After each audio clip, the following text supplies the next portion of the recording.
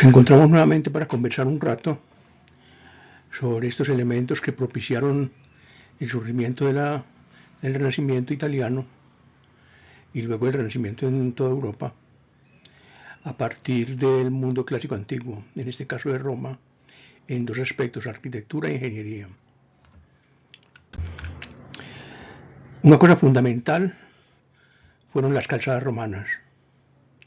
Roma fue un inmenso imperio y poder tener control sobre un territorio tan grande requiere vías adecuadas para poder transportar no solamente las legiones desde el centro del imperio hasta sus fronteras, sino también las mercancías y las personas que viajaban de un lugar a otro. Esto es una imagen de la vía Apia. Un censor llamado Apio Claudio el Ciego la comenzó a construir en el siglo IV antes de la era cristiana para unir Roma y Capua, 212 kilómetros. Se le llamaba la reina de las grandes calzadas. Vean la superficie de piedra pulida. Si alcanzan a ver las acalanaduras formadas por la huella de los carros circulando durante siglos sobre la superficie. Era una construcción tan bien hecha que a pesar del transcurso del tiempo vemos que se encuentra en un estado bastante bueno de conservación. Y eso posibilitó la existencia misma del imperio. Cuando el imperio se cae, estas calzadas no vuelven a arreglarse, no vuelven a cuidarse, quedan abandonadas y eso influye en el cambio de modelo social de un imperio centralizado a una multiplicidad de pequeños poderes en el mundo europeo. Roma era una cultura de militares, de conquistadores, pero también de ingenieros, sobre todo ingenieros militares. Eran capaces de grandes hazañas. Hoy vamos a ver al menos una de esas grandes hazañas. Y desarrollaron elementos adecuados para esto. Aquí pues los expertos, los ingenieros, se darán cuenta cómo es el uso de este instrumento para topografía. Y una imagen que nos recuerda un poco las películas del oeste americano, las diligencias. Un carro tirado por caballos que va a través de estas vías, llevando y trayendo personas, mercancías, soldados, en fin, todas las clases de cosas que se necesitan para mantener en vida una sociedad tan compleja. Y una imagen interesante, tomada de la columna de Trajano, que ya la vimos cuando hablamos de escultura, en donde nos muestra obreros trabajando en la construcción de un puente. Obreros soldados. Inclusive, como pueden ver, son obreros porque saben hacer su labor, pero son soldados, están vestidos como soldados. En cualquier momento pasan de las herramientas a las armas, ya que los enemigos de Roma pues están al tanto de lo que pasa si construyen esos puentes y tratarán de impedírselo. Y aquí una historia que es muy especial. El puente que se construyó sobre el Danubio. Las tribus que vivían más allá del Danubio pensaban que el río era un límite, que las legiones romanas no podían pasar. Si lo pasaban en barcazas, pues podían ser atacadas de la orilla y era muy ineficiente. Los romanos dieron una sorpresa enorme, construyeron un puente sobre barcos, anclaron los barcos a la orilla, pusieron tablones encima, los cubrieron adecuadamente y pasaron una buena parte de la legión al otro lado del río.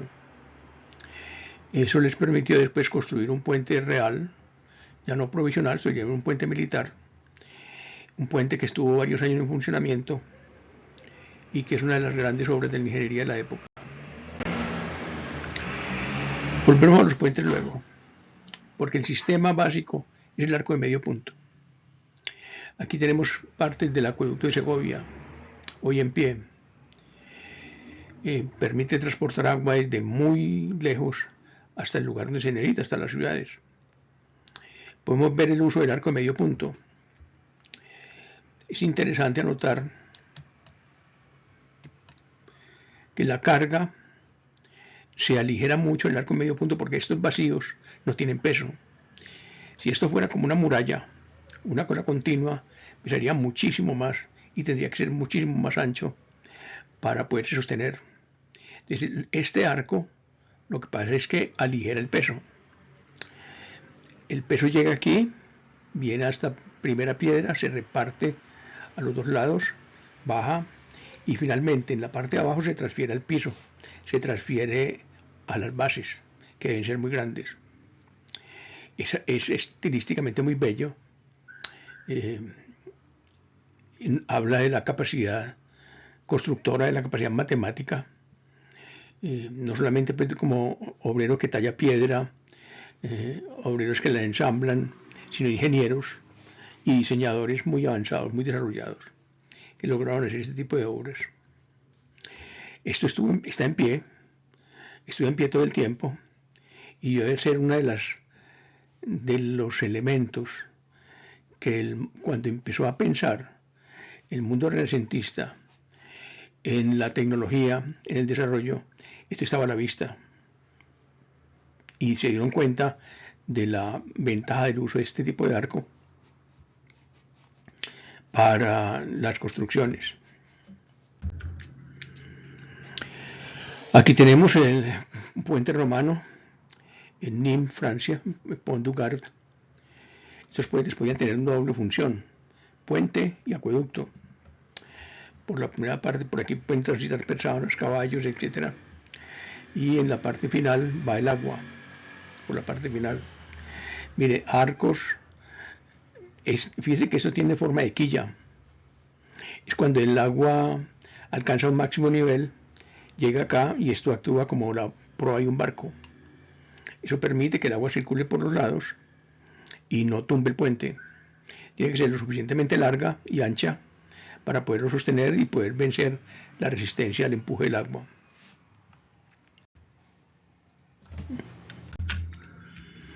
Y aquí volvemos a los puentes. Este es el famoso puente de Trajano sobre el Danubio, más de 1000 metros de longitud. Vean los puntos de apoyo. Originalmente el método es muy simple, es colocar una barca, anclarla, hundirla, llenarla de tierra, de piedras y hundirla, colocar otra encima y otra encima y otra encima hasta que la última sobresalga aquí. Luego se perfora de la última hacia abajo hasta llegar al lecho del río y se puede incluso continuar explorando el lecho del río para aumentar las bases. Recordemos que los romanos van a desarrollar un concreto muy importante, muy especializado, concreto hidráulico. Toma como base ceniza volcánica y piedra volcánica y capaz de resistir el daño que ocasionaría el agua. Ese puente estuvo en funcionamiento durante un tiempo y finalmente los mismos romanos lo destruyeron porque se dieron cuenta que podía servir tanto para pasar las tropas romanas, digamos, de aquí a acá, como las tropas bárbaras de aquí a allá. Entonces decidieron echarlo abajo. Aquí tenemos el método de construcción. Hoy no está, pero está en Rumania, pero se muestra esto para mostrarle al público que va, a los visitantes, cómo debió ser la metodología de construcción sobre estas gruesas bases, las gruesas bases para poder sostener el puente. Y aquí los obreros trabajando, los soldados cuidando y el puente en construcción. Un puente construido en medio de una guerra, lo que es doblemente complicado y doblemente difícil. Y lo que queda, es lo real que queda de una de las bases, que se conserva ahora tal cual. Es una mezcla de ladrillo, piedra y concreto. Por lo general, el mármol se usa solo como revestimiento y en edificios públicos tipo templos, palacios, monumentos, no en estos objetos puentes que son o acueductos que son de uso práctico y no requieren pues ese tipo de revestimiento. Ahora, edificios. Los arquitectos del Renacimiento, que van a ser arquitectos, distinto al maestro de obras de la Edad Media, que es un maestro de obras de mucho nivel, pero que no es arquitecto. En el Renacimiento, la gente de alto nivel social y económico y político, algunos estudian arquitectura, se encuentran con libros que vienen desde el mundo romano, los traducen, los aplican, investigan y da lugar a la ingeniería ya como una profesión especializada, como una especialidad. Entre los grandes edificios que los hombres del Renacimiento encontraron a la vista estaba este Coliseo. Está todavía. Este es el estado en que está ahora. Se supone que se usaron alrededor de 100.000 metros cúbicos de piedra. Se llamaba piedra travertina, más una cantidad similar de cemento romano, ladrillos, para hacer esta construcción.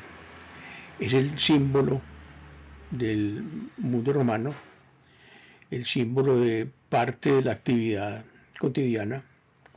Se termina de construir después de que Nerón muere. Cuando uno ve en las películas de Hollywood a Nerón en el Coliseo romano sacrificando cristianos, pues es una versión muy curiosa porque Nerón se había muerto varios años antes de que se construyera este edificio.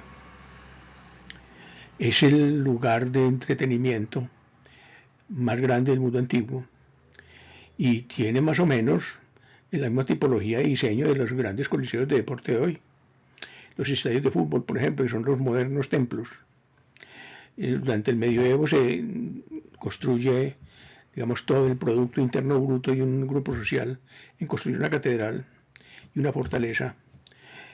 Ahora se construyen, ya no se construyen catedrales, se construyen edificios de negocios y se construyen estadios deportivos. Las sociedades van cambiando de intereses, van cambiando de prioridades. Y aquí, como pudo haberse visto originalmente, cubierto de mármol, ese mármol y parte del edificio se echó abajo, porque una vez que el cristianismo toma el poder en el antiguo mundo romano, el desprecio que tenía hacia los cultos religiosos romanos los lleva a depredar todo monumento, a destruir esculturas, destruir templos, edificios y a usar estos materiales como material de construcción para hacer iglesias y para hacer catedrales. Es la historia humana en que unos se suceden a otros y se cambia. Esto es lo que queda en pie y así se puede ser visto. Tenía techo retráctil en lona, en tela. Se jalaba hacia afuera. Parece que los soldados romanos eran los encargados de jalar el techo de afuera para proteger a los espectadores del sol o de la lluvia. Varios niveles, arco de medio punto profusamente utilizado, y cada nivel al parecer tenía un pequeño distintivo especial para diferenciarlo de los demás, cosa que se va a aplicar en edificios del Renacimiento. Aquí la visión general, aquí mira el techo retráctil, como se va moviendo hacia atrás, jalado desde afuera. Debe ser un edificio imponente que dominaba pues toda la ciudad en su momento y todo el imperio, un símbolo del imperio y del poder del imperio, ya que los que luchaban a muerte allí se hizo para muchas cosas, además de los luchas. Los que luchaban eran por lo general prisioneros de guerra, esclavos tomados a otras culturas como esclavos.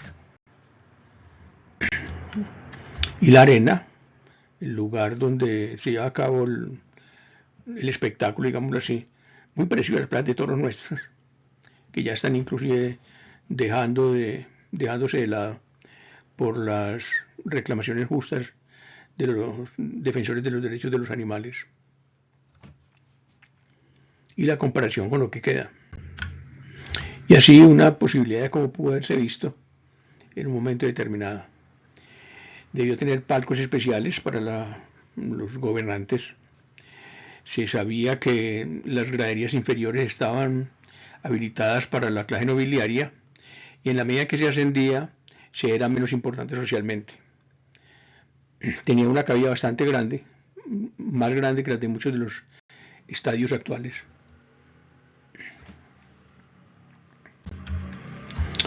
La vista de noche, una edificio muy imponente. Si hoy nos parece imponente a nosotros, con la magnitud de la arquitectura que tenemos hoy, pensemos cómo sería el impacto emocional para estos nuevos arquitectos en los siglos XIII, XIV, XV, cuando se asoman estos edificios a examinar cómo fueron hechos para usar sus cálculos en los edificios contemporáneos a ellos. Bueno, basílicas. La basílica es muy importante por una razón, porque la basílica romana, esto para que ustedes lo lean, tenía una característica, era un edificio administrativo, donde se llevaban a cabo asuntos administrativos, pero se va a tomar como edificio base para el templo cristiano. Originalmente no tiene una nave principal con naves laterales, pero no tiene nave transversal, no tiene transepto, por ejemplo, que es la forma de cruz que va a encontrar el cristianismo como su edificio básico. Tenemos entonces un edificio que se toma como ejemplo y como clave y como base para ser el edificio más importante del mundo medieval, que junto con la fortaleza va a ser la catedral. La catedral de Magencio, la basílica de Magencio. Aquí tenemos los enormes arcos, los techos de casetones, porque el casetón elimina peso, aliviana peso. Edificios donde cabía enorme cantidad de personas, donde eran sobrios, básicos.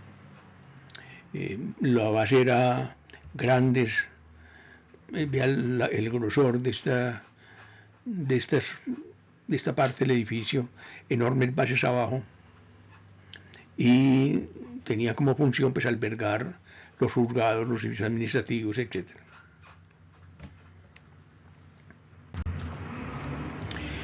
Debió ser siempre omnipresente este tipo de arco. Debió ser entonces un ejemplo especial para los arquitectos del Renacimiento. Decir, tomemos esto como ejemplo, examinemos estructuralmente cómo funciona, miremos cómo se emplea el material, qué tipo de espacios nos ofrece utilizables para poder copiarlo o tomar de ellos, no necesariamente una copia, sino tomar de ellos los elementos necesarios para nuevos tipos de desarrollos. Inicio excepcional, absolutamente excepcional. Templo, el Panteón Romano, un templo que tiene características de templo griego. Vean el frontón triangular, la columnata en los lados y en el frente, y el edificio al fondo, el edificio principal al fondo. Mezcla como dos estilos, estilo rectangular típico del edificio griego y este edificio redondeado que va a ser muy típico del mundo romano a nivel de templos. En esta bastante buena conservación, se salvó de ser echado abajo, tal vez porque el mundo cristiano lo adoptó como templo cristiano desde muy temprano. Entonces no se tocó, sobrevivió afortunadamente para nosotros, que lo podemos ver ahora. Y aquí la planta del edificio, esta parte que vimos de ingreso, el ingreso, los lugares donde estarían los distintos dioses, originalmente para los dioses del imperio. No discutían entre ellos, podían coexistir perfectamente. Y aquí un corte. nos muestra la cúpula. Esta cúpula va a ser un dolor de cabeza, digámoslo así, para los arquitectos del Renacimiento, porque tuvieron que venir aquí a examinar cómo fue hecha, para mirar cómo iba siendo más delgada en la medida que se ascendía, cómo cambian los materiales. La última parte de piedra pómez, que es muy liviana, y los casetones aliviaban el peso, y unas enormes bases también. Ellos estudiaron esto y lograron construir entonces, en base a mediciones, a cálculos, a pruebas, construir en la primera cúpula renacentista importante, que va a ser la de Santa María de las Flores, en Florencia. Cómo se ve desde el paisaje urbano. Este oculus, aquí el sol entra y alumbra en la parte de abajo, alumbra el piso, entra el agua también, obviamente.